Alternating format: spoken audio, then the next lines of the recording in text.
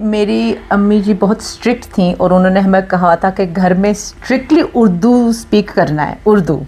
तो हमने लिखना भी सीखा, पढ़ना भी सीखा। और हमारे घर में जो घरेलू हमारा कल्चर था वो बहुत देसी उर्दू इंडियन ये था।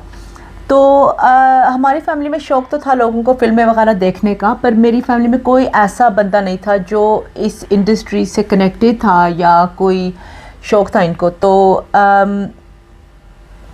क्योंकि मैंने बताया मेरी अम्मी बहुत स्ट्रिक्ट थी, तो जब वो मेरे डैड के साथ जाती थी उनकी मदद करने शॉप पे, तो मैं और मेरी बहन और हमारी कज़न जब वो होते थे तो हम खूब मिलके गाने लगा के ड्रेसअप करके हम खूब इंजॉय करते। हमें फिल्में और गाने, सिंगिंग सॉन्ग का बहुत शौक़ था, तो मुझे ख़ासकर गाने का शौक़ था। और एक दफ़ा ऐसा हुआ कि हमें किसी महफ़िल में बुलाया गया जहाँ पर जिन्होंने बुलाया था हमें वो एक गायकी थे और उनको बहुत शौक़ था गाने का।